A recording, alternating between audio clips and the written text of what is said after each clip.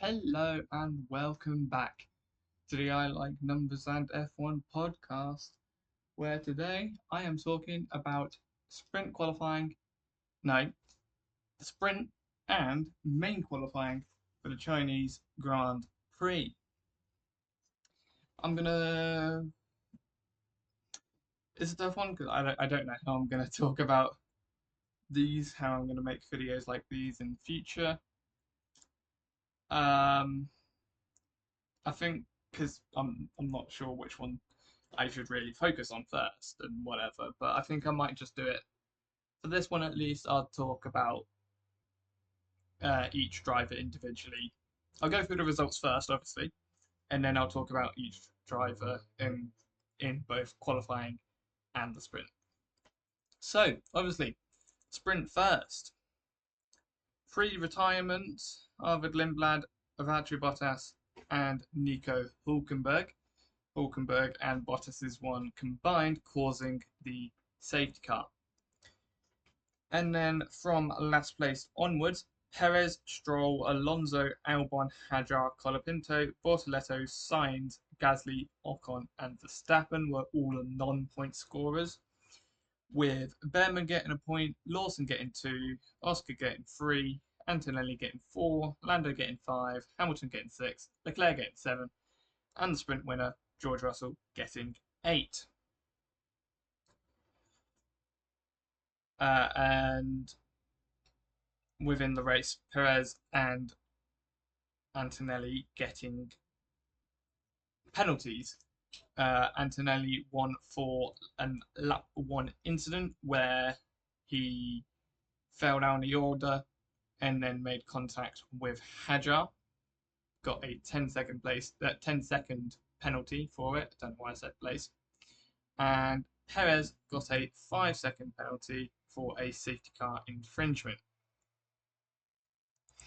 Now moving on to qualifying, where the Q1 exits were Perez, Stroll, Bottas, Alonso, Albon, and Sainz.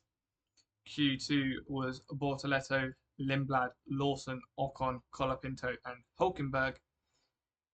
And Q3 was Ollie Behrman, Hadjar, Verstappen, Gasly, Norris, Piastri, Leclerc, Hamilton, George Russell second, and Kimi Antonelli, youngest pole sitter ever, P1. Let's get straight into it with Kimi Antonelli. What a guy. Uh, poor, poor sprint race, I will say. Um, just moved nowhere off the line, dropped immediately to 7th, and then in turn 6, little bit of contact with Hadjar, broke a little bit of Hadjar's car, probably some of his own as well. Got a 10-second penalty for it. Made his way up to 4th, was fighting Lewis as the yellow flag started blaring and got ahead, and then got into 2nd as the safety car was called. Seems like the safety car waited for Antonelli to get past, but whatever.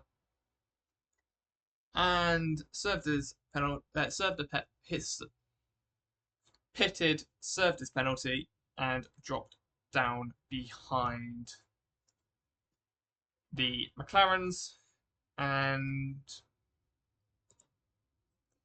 ended up finishing 5th behind Norris and ahead of Piastri. And then obviously in the main qualifying,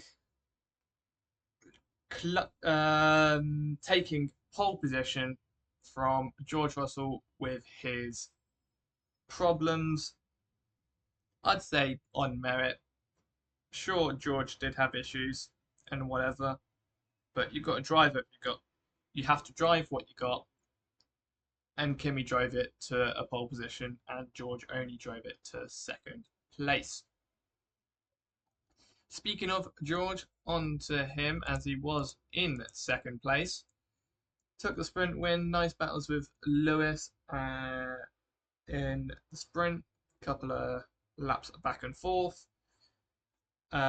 But once the Ferraris started to fight each other that one lap, drove away, didn't get challenge on the safety car restart, and took the sprint win. In qualifying, looking all smooth until the end of Q2, when there was a little bit of an incident with,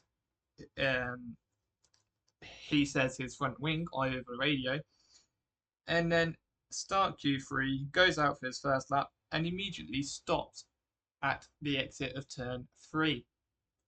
Manages to Control Alt Delete the car, gets back to the pit lane, and manages to go out for a final lap, of which he stated that he had no recharge for it and only managed second, 2 tenths behind his teammate. Still a good job from George in the sprint, and roughly as expected in qualifying. Obviously, had he not had those issues, would Kimi have got the pole? Potentially, maybe. We'll have to wait and see for future races to see how close Kimi actually is, and obviously in the race if Kimi can hold his own against George. Lewis claiming P3. Very good job from him in the sprint. Got up into first on the first lap at turn 9 with an amazing overtake down the inside at a place you don't normally see. And then fought George and Charles through the rest of the sprint, managing to finish the sprint in third place behind his teammate. Speaking of, his teammate managed to get fourth in qualifying, just behind his teammate by 13 thousandths of a second. Much better sprint compared to sprint qualifying, as expected. Fighting with his teammate, got up to third on the first lap, and maybe fourth, and just held it there through the race, through the sprint. Couldn't challenge George on the restart, and just had to settle for third place, which is not bad, bringing home an extra second place, 7 points for him. On to the McLarens then, with Oscar finally getting some points with a 6th place. Decent-ish sprint.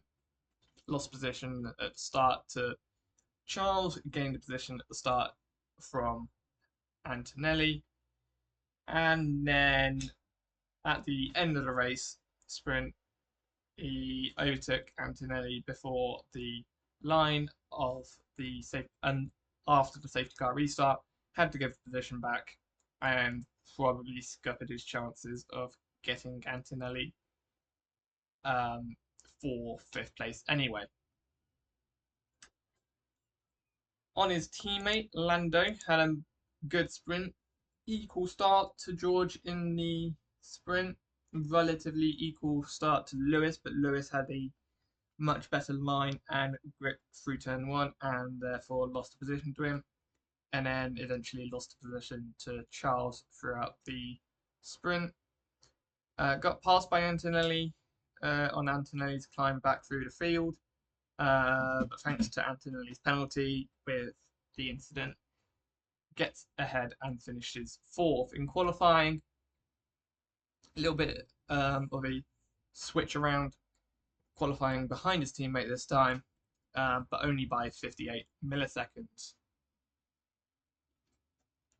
Pierre Gasly doing as expected, doing a good-ish good qualifying, a little bit poor in the sprint, only 11th for the Frenchman, but putting himself back up into the top 10 and 7th for qualifying. On the other hand, the guy that lines up alongside him is the same man that was this morning. I say this morning.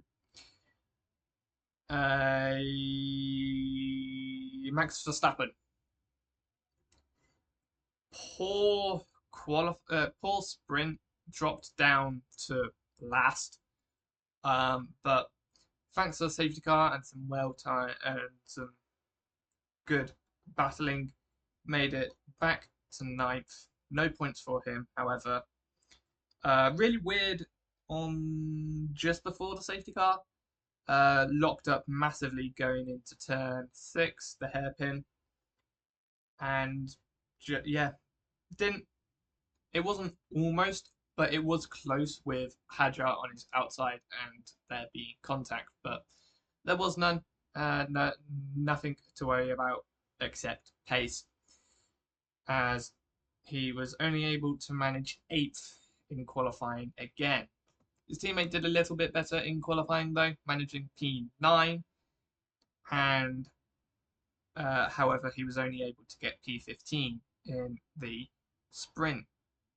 Was there before the safety car restart, but just fell away afterwards, maybe damage from the incident with Antonelli, causing him to lose positions.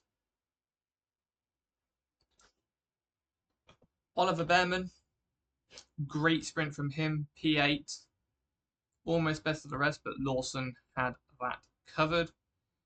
But P10 in qualifying gives them a good shot at getting points, especially if the Red Bulls were dropped down the order again, like they did at the beginning of the sprint. On to the drivers outside the top 10 then, starting with Hulkenberg. Managed to start the sprint this time around. Obviously, he didn't in Australia. However, it didn't end up being any points or anything, as he then retired on lap 12, causing the safety car. Just pulled up at the side of turn 1, and yeah, no power. He said in the media that never mind. The media are only talking about the qualifying reactions. How rude. So I don't know what the issue was. Franco Colapinto did a much better job in qualifying, managing to get P12, a little bit closer to his teammate. He was 3/10 off in Q2, and that was the difference basically. 5 thousandths to Hajar in Q2, who managed to get through in 10th. So Colapinto could have got into Q3. Didn't get any points in the sprint with 14th. However, he could be on for points in the main race. Obviously, if the Red Bulls drop away with their performance again, it would push Hulkenberg and Colapinto into the points. So it'd be Colapinto's first points since, I want to say Baku 24, but I feel like he scored points later in that season as well. But I don't think he did. I know he didn't at Brazil. I don't think he did in Abu Dhabi. And I'm fairly certain he didn't at Vegas. But whatever. It'd be nice to see him in the points again. Esteban Ocon. Similar place to where he was in sprint qualifying.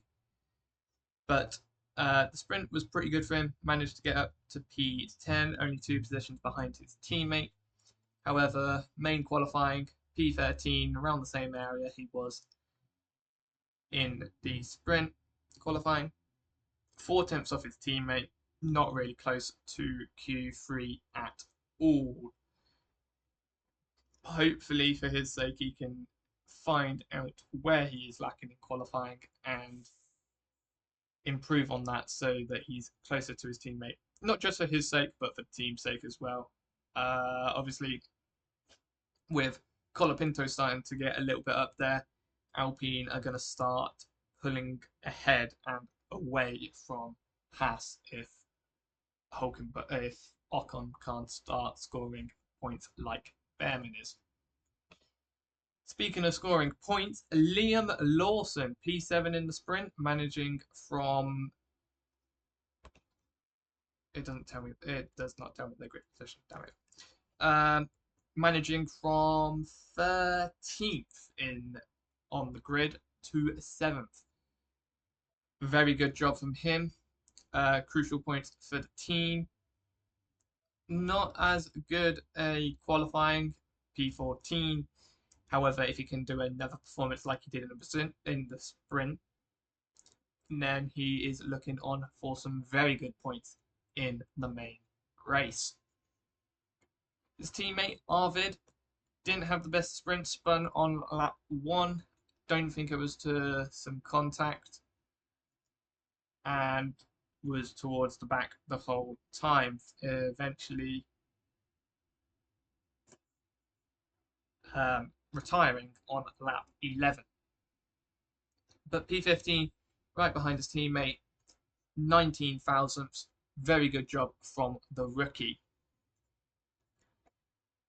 However, not so good a job from Bortoletto. 13th in the sprint, falling behind Sainz, and only 16th in qualifying thanks to a spin at the final corner. Not like the ones that we saw from Colapinto and Hamilton in the practice session. This looks like a pure driver error. A little bit too much on the curb going into turn 16, and the car just did not like it. Spun clockwise, tried to catch it, did catch it, overcorrected, spun clockwise, and went rear wing into the wall. Didn't break the car, so we managed to pull away out of the gravel trap and into the pit lane, but that was the end of his session. A little bit disappointing from the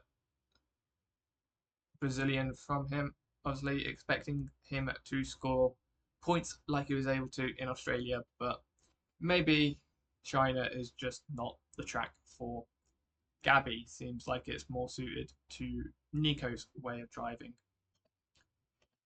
Carlos Sainz managed to get P12 in the sprint, 4 positions away from a point. Is an achievement for the Williams team. You'd almost expect that from looking at if you said to the team in 2023.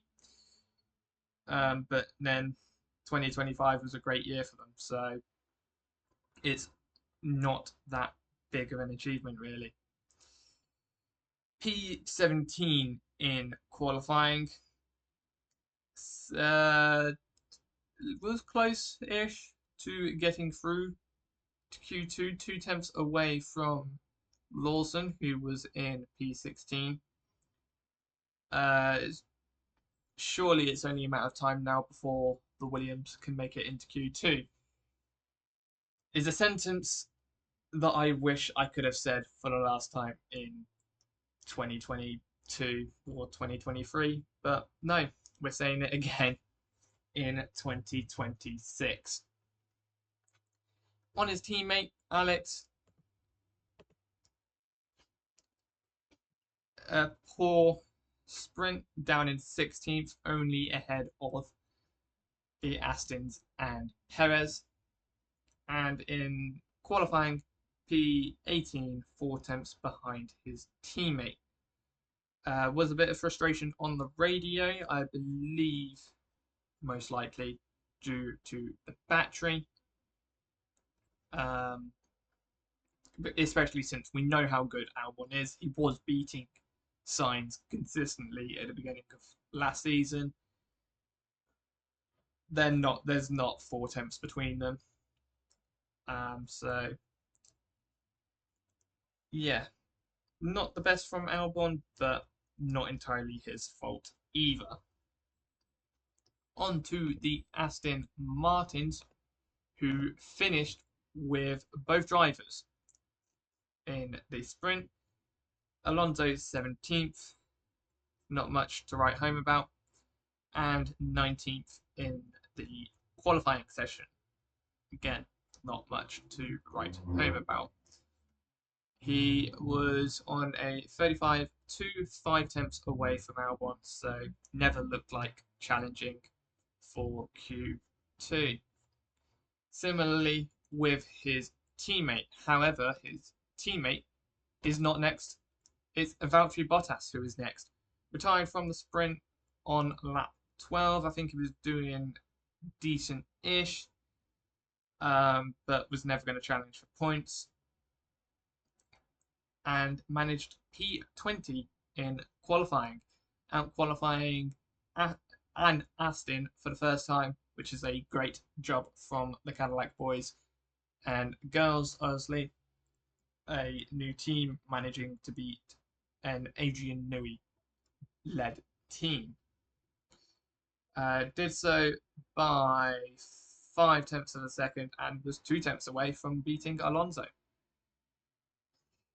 Stroll then finished the sprint in 18th and got 21st in qualifying. Just Stroll things, to be honest, at the back as always, but never able to go much higher than that. And this time around, it's not really due to his own performances. Most of the time it is, but this time it's mostly due to the car not being where they want. We'll see if they can improve in the main race and if they can last a full 305 kilometers.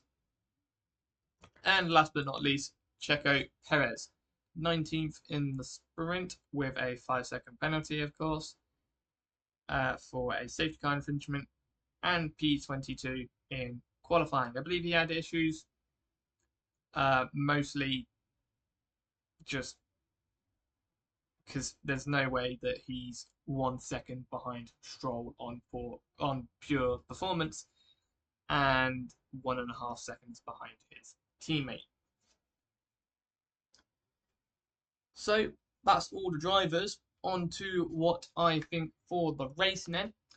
It will be interesting to see Kimi from the P1 position, if he can hold on to third, because it's likely that the Ferraris are going to go either side of him going into turn 1.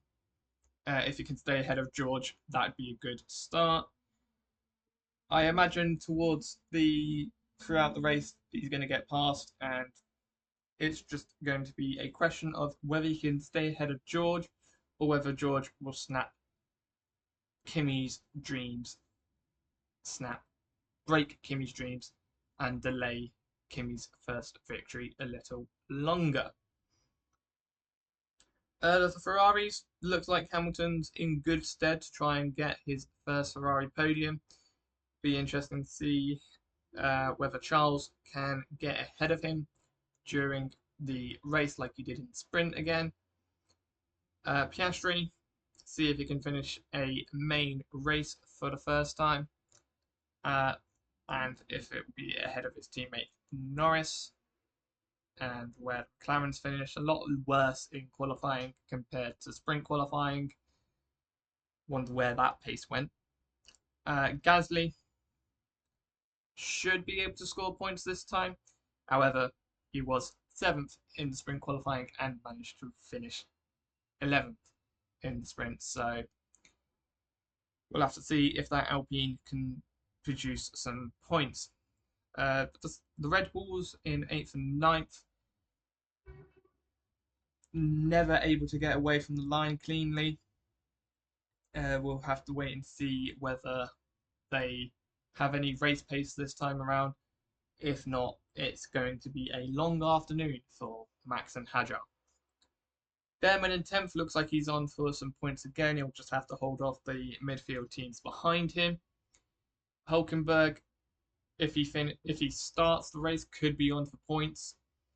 Colapinto in 12th, obviously a very good shout for points. Also, if he can keep himself together and bring home that Alpine relatively close to his teammate, obviously.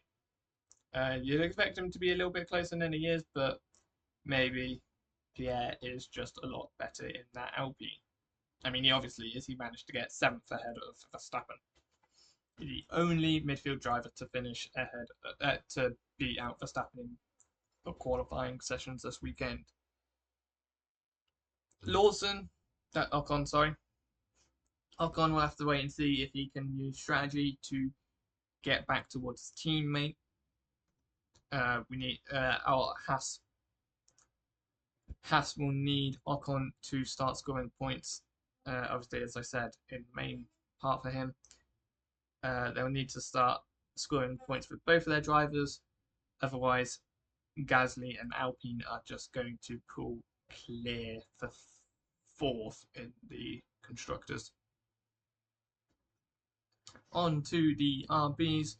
Lawson in 14th. It's going to be unlikely for him to score points again, but if the sprint is anything to go by, then he should be on for a good shout at points.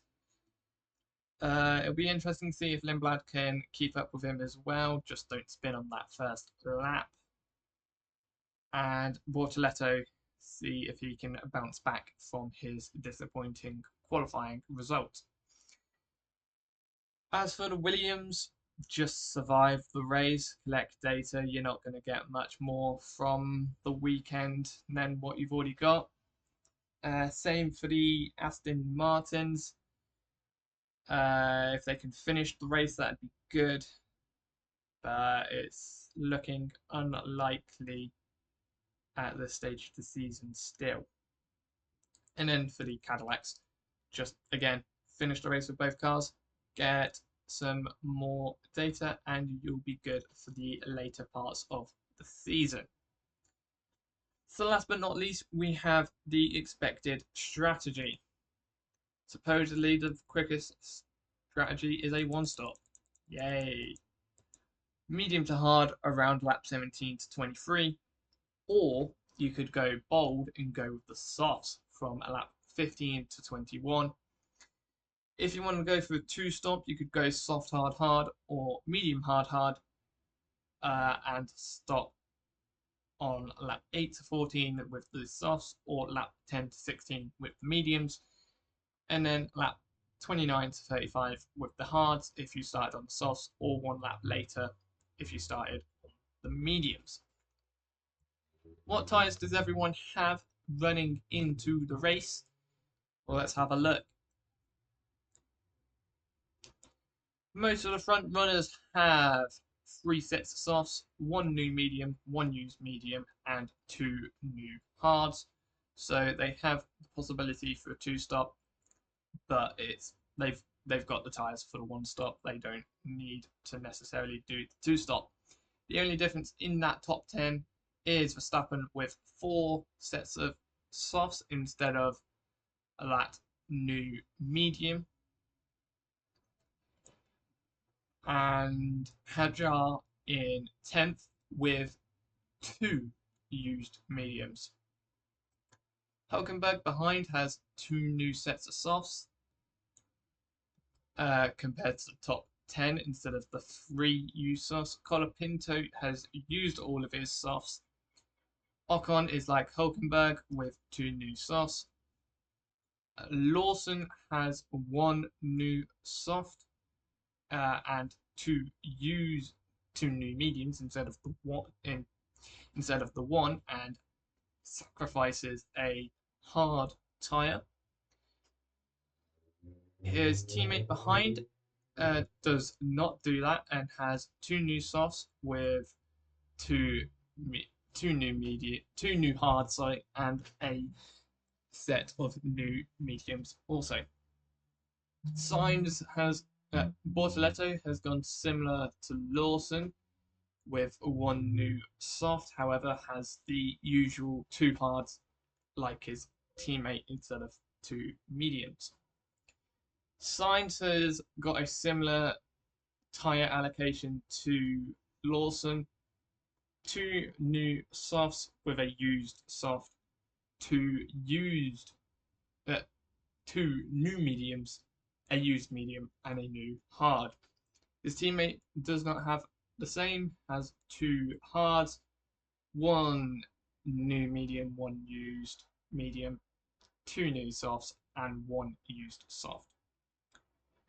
Alonso behind has 1 set of new softs, 1 used softs, 2 new mediums, 2 used mediums, and 1 new hard. Bottas has the most softs of anyone in the grid. That has equal amount of sets as Verstappen, but has slightly better softs with 2 new softs instead of none.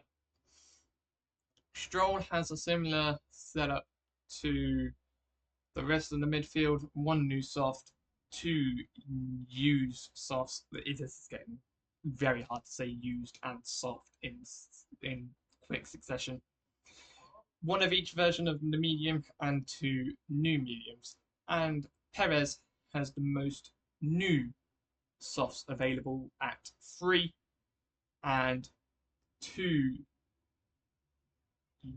is that used? The colours are not very clear for the mediums. 2 used mediums and 2 new hards. What does the forecast and the safety car stuff look like? 50% safety car in the past 7 years. Obviously, that includes like 3 years where we didn't have a Grand Prix, but does not include the sprint, I believe. Looking like no chance of rain, and if we do get a safety car, it will save about 8 seconds from 23.9 down to 15.5. So there you have it. There's the wrap up of Saturday. Probably should have talked more about the drivers and what they could do going into the race, but I'm learning as I go. So join me again later for the race review. Obviously, this is 7 weeks later, if you haven't realised. So, yeah, I'll be able to talk about the whole Chinese GP as a whole, and then I can move on to Japan. Hopefully, get that done before Miami. Get the Miami prediction stuff, and hopefully, I will be all on track and will never fall behind again. Stay tuned to find out if that happens or not. Bye.